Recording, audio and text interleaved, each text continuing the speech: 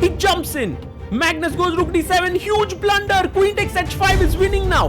Daniel Dardha totally winning. Magnus Carlsen in big pressure. You can see the pressure on Magnus Carlsen's face here. Whoa! We have the Belgium #1, the young and talented Daniel Dardha taking on Magnus Carlsen with the white pieces. Arbiter Swapnil Bansode starts the clock and Daniel opens the game with 1e4. Where is Magnus Carlsen? He arrives at the board 2 minutes late. He has 13 minutes on the clock right now and he gets ready for the game. Coming late to games is something that is not uncommon for Magnus Carlsen. He has done it before and he just calms himself down. Sometimes it's unnerving for his opponents as well. He opens with d6 here. He just wants to fight for the full point here, not indulge in huge theoretical battles against a young talent like Dardha. Well, don't go into an end game against Magnus here. He is very good at it. So Daniel plays knight f3, knight to d7 played. And now pawn to g3. The main move is bishop c4, putting the bishop here. But Daniel prefers to develop his bishop to g2.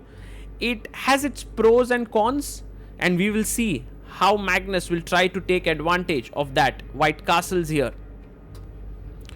And now c6, a very useful move, making space for the queen. Also planning to expand with b5, which is immediately stopped with a4. b6 played to get the bishop out here. Knight h4, look at this, an aggressive idea. The knight is coming here, f4 is threatened. g6 is played to stop the knight from coming in. And now Daniel plays his bishop to e3. You could have also gone to h6 here. Bishop e3, controlling the center. Rook e8, putting pressure on the e4 point. And f4, whoa, this is aggressive play by Daniel Dardha. Bishop a6, attacking the rook here. If you go rook f2, later on have to worry about this. He goes rook e1, which seems much more logical, but now the rook is not on the f file. Bishop drops back for Magnus, wanting to put it back on g7. The knight jumps back to f3, and now bishop g7 played here. Very interesting position is developing at this point. Maybe take on e5, f5 makes a lot of sense here. Let's see if Daniel does it. Oh, he takes, pawn takes, and now black is threatening to take on f4. So f5, well played here. White is better. Queen e7 played in this position, and now h3, g4. He goes bishop f1, maybe not the best exchange. Yes, this bishop wasn't great. This bishop was doing a good job. You want your rook here, but it does weaken all the light squares around the white king. After takes, he goes rook takes f1. And let's see how Magnus puts pressure in the position. He goes rook d8, looking at the queen, threatening knight c5 and knight e4. The knight comes back to d2, defending the pawn here. Maybe threatening queen f3, g5, g4. Queen b4. Magnus comes in, attacking the b2 pawn, also putting pressure here. Rook b1 played by Daniel. He realizes if he can stabilize the position here, he will be putting pressure on Magnus on the king side. Now knight c5, attacking the e4 pawn. The queen comes in to defend, and Magnus, greedy, captures the a4 pawn. Knight takes a4, queen takes a4 taken, and now maybe Daniel has to find compensation. c2 was hanging, so b3 played. Queen b4 is played here, and black is better. Difficult situation for Dardha here. He goes rook f2 with the idea of doubling here on f1. Queen c3 played, pinning, and now knight to f1. The knight defends the bishop, the rook defends the pawn.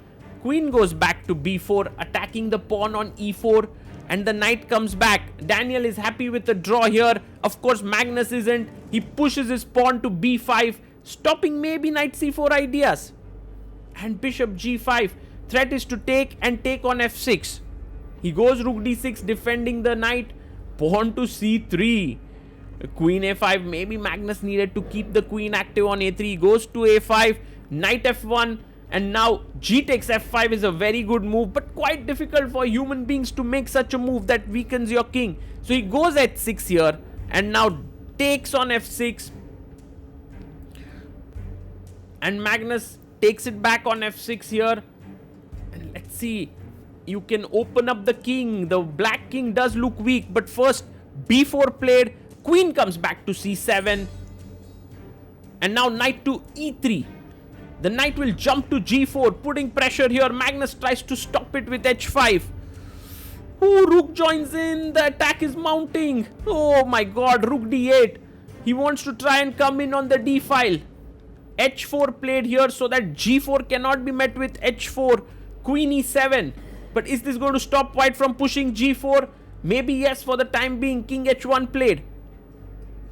And Magnus, look at the time on the clock. 1 minute 46 seconds. Daniel has 17 seconds. He goes king h7. And now pawn to g4. Brilliant move there by Daniel Dardha. Magnus chops off the pawn on h4. But can you simply switch your rook to h2? He's thinking here. Finds it. Rook h2 on the board, attacking the bishop and the pawn. Pawn to g5. But push the pawn now. Push him. f6, queen e6, stopping queen f5 check. And he sacks a rook. gh, g5. Black is attacked. Here this is hanging now. You need to be careful. King g6. He goes king g8, which is fine. Knight f5. Jump in with the knight here. He jumps in.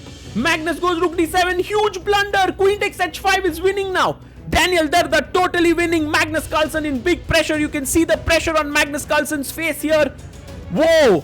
This is just completely winning. He takes on h5. Queen c4 attacking the rook. Rook f2 is winning. Very tough move because queen e4, king h2. He goes rook king g1. That's not the best move because now queen takes e4. And somehow it's not winning here. Rook f2 would have been completely winning there. Queen takes e4 taken by Magnus with just few seconds on his clock. He gives a check. King goes to f8. It's almost a mate. He's threatening queen h8 mate. Magnus goes king g8, seeing nothing. g6 could be an idea to continue, but he goes for a check. King f8. Daniel has only 12 seconds to figure out. Magnus doesn't really know whether he's losing. It's a draw. He comes back and now he calls the arbiter here for a threefold repetition with king g8. And perhaps it's not a threefold, but I believe Daniel Dardha is okay with a draw. He agrees to a draw and Magnus Carlsen isn't happy at all. What a game this was. It was a huge moment for Daniel Dardha to win.